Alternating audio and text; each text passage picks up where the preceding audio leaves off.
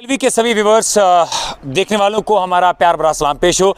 इस वक्त हमारे साथ बीजेपी के एक most controversial leader Javed Qureshi, जिनके चर्चे लगातार खबरों में रहते हैं। कुछ सवालात पूछने की कोशिश करेंगे जो इस वक्त मामलात बने हैं जम्मू कश्मीर को लेकर। जावेद कुरैशी साहब, पहले तो वेलकम करते हैं आपका बहुत बहुत शुक्रिया। श्रीनगर की बात करें, मैं डायरेक्टली सवाल करना चाहूँगा, आप लोगों ने ये बटमालू क्या लगा के रखा है? पहले आप लोग जो है कहीं पे बस स्टैंड को चेंज करते हैं और अब आप अपने वोट बैंक के लिए लोगों को बेवकूफ़ बनाकर ये कह रहे हैं जी हम वापस देंगे।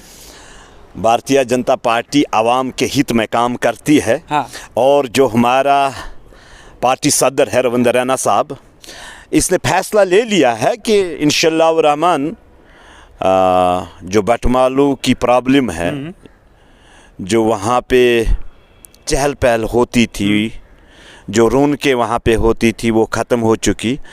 अगर कोई लीडर, कोई हमदर्द बन रहा है उन लोगों को, तो तकलीफ किसको हो रही है? तकलीफ नहीं हो रही है, लेकिन वादे खोखले हो रहे हैं ना। पिछले 4, 5, 6, 7, 1 साल 1.5 साल भारतीय इंतजार में आके थक गई। इंतजार करते रहो। भारतीय जनता पार्टी जब तक इंसान भी खत्म हो जाए। बात सुनो। आपने देखा होगा डॉक्टर श्यामा प्रसाद मुखर्जी पार्टी के कदावर लीडर थे।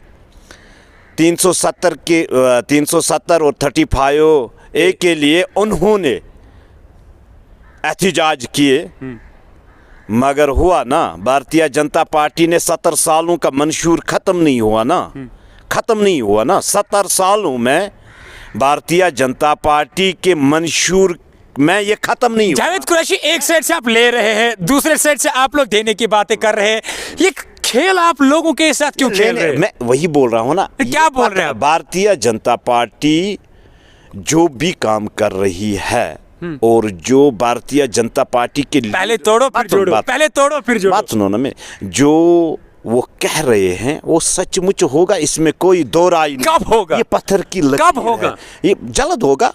अगर 2 सालों से तो नहीं हुआ। अगर मैं वही मिसाल मैंने दी ना। आपने श्यामा आप 370 की बात कर रहे हैं। 370 एक स्टेट का मसला था, अभी आप एक टाउन की बात कर रहे हैं। मैं वही बोल रहा हूँ ना, भारतीय जनता पार्टी का हर एक लीडर के जबान से जो बात निकलती है ना, ये पत्थर की लकीर है, होके रहेगा।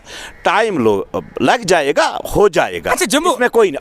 अगर हमारा रविंद्र रैना साहब इसके लिए इनको हमदर्द बन रहा है, जब अमित शाह साहब आए थे यहाँ, उनकी मुलाकात करवाई, उनके साथ बात हुई, ठीक है, क्योंकि अगर हमदर्द बन रहे तो तकलीफ क्यों हो रही? तकलीफ नहीं। चलिए, आप और एक सवाल मेरा आपसे है, इलेक्शन जम्मू कश्मीर में क्यों नहीं करा रहे? डर लग रहा है? किस चीज का डर है? भारतीय जनता पार्टी का हर एक कार्यकर्ता ग्राउंड में होता है और डरता नहीं है। डर और खौफ। तो इलेक्शन हो क्यों नहीं रहे? बात सुनो ना, ये तो इलेक्शन तो हमारे हाथ में तो। इल्जाम तो आप भी लग रहे हैं कि election commission of India election commission को करवाना है, हमें नहीं करवाना है।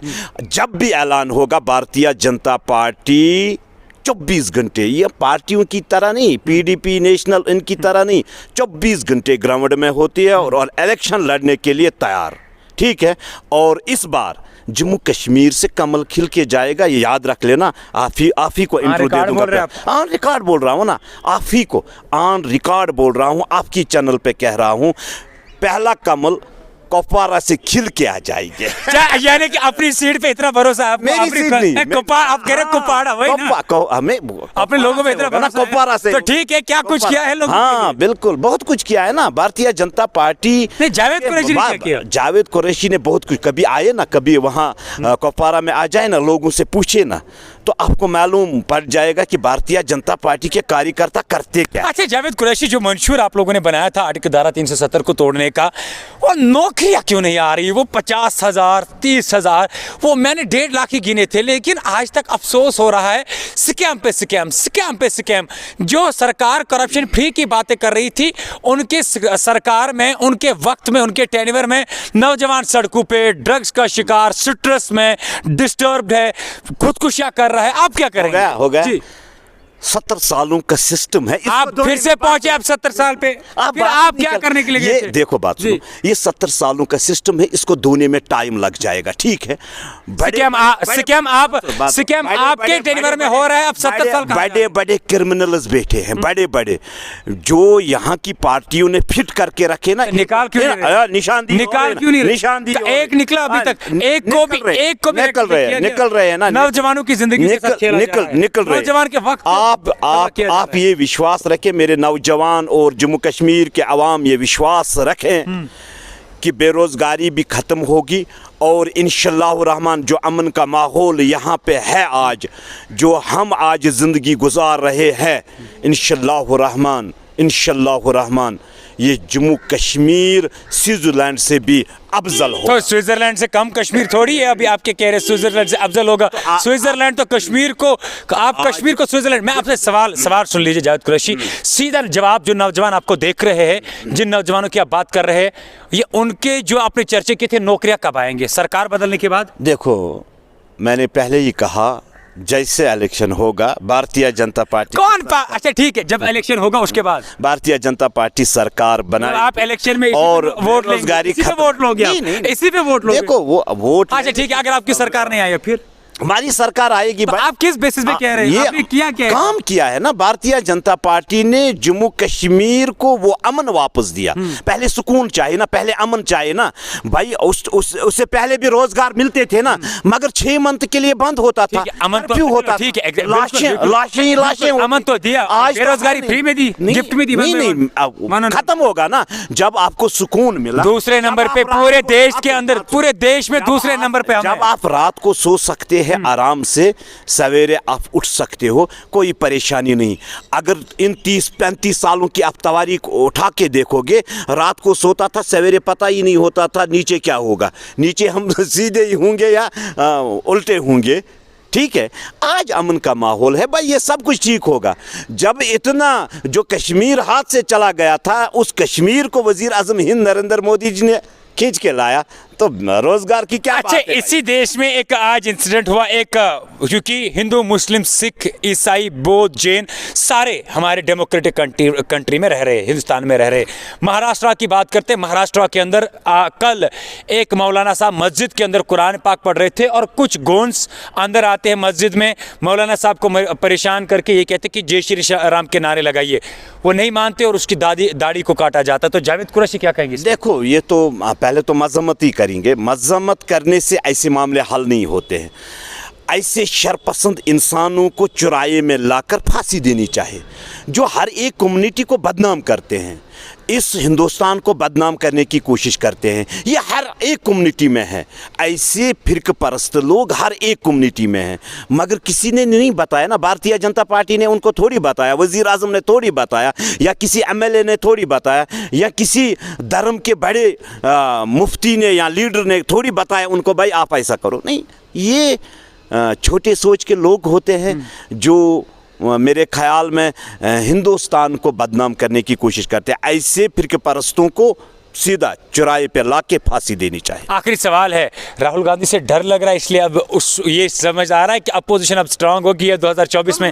अब धीरे धीरे करके आप, क्योंकि भारत जोड़ो की वेव देखकर अभी आप राहुल गांधी पे। बात सुनो मेरी, कहाँ राहुल, कहाँ राहुल जी, कहाँ पे हिस्टोरिक रैली करके गए हैं? कहाँ भाई, किस लिए, कौन गया था साथ, जिनका वजूद मिट चुका है? किनका वजूद? नेशनल PDP लोगों की बात करें, आप पार्टी क्यों गिन रहे हैं? लोग कांग्रेस 40-50 सालों से जम्मू कश्मीर में है। कभी आपने देखा उनका MLA? कितने 70 साल जिस पार्टी को यहाँ पे हुए, कभी आपने देखा?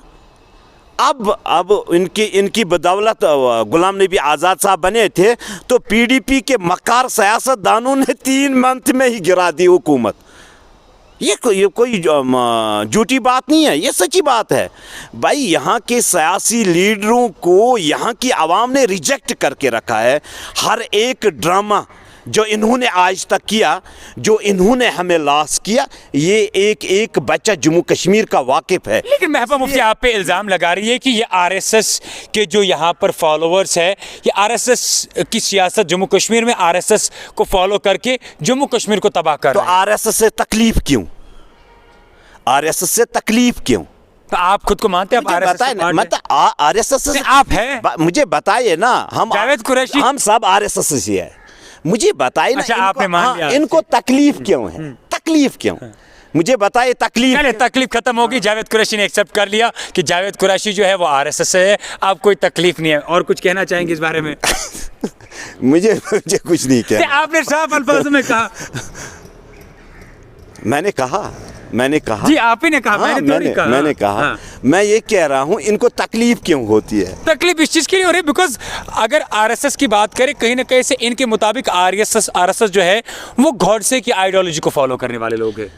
तो मैं कह रहा हूँ ना, इनका जब फादर साहब जब होम मिनिस्टर था तो गौ कदल के वाक़े को याद करे ना, तो उन वाक़ों को याद नहीं करते हैं। जब होम मिनिस्टर था तो हिंदुस्तान में ही होम मिनिस्टर बनाना, तो पाकिस्तान ने थोड़ी बनाया होम मिनिस्टर, चीन ने थोड़ी बनाया। जो कत्ल गारत इन लोगों ने भी करवाई है ना, वो कम है। तो हमारे साथ मौजूद थे बीजेपी के सीनियर लीडर जावेद कुरैशी, जिनसे हमने कंट्रोवर्शियल सवाल किए नौजवानों को लेकर, जम्मू कश्मीर के आवाम को लेकर, और खुसूसी तौर पर जो इस वक्त हॉट बर्निंग इश्यूज चल रहे हैं पूरे इंडिया के अंदर, उस चीज़ को लेकर। उम्मीद करते हैं कि उन्होंने हर एक सवाल के अच्छे से जवाब दे पाए हो। आगे भी कोशिश करेंगे आप तक जम्मू कश्मीर में जो कुछ होता है सबसे पहले आप तक पहुँचाने की। जावेद कुरैशी साहब, इतने बिजी शेड्यूल में अपना वक्त देने के लिए आपका बहुत बहुत शुक्रिया। Thank you.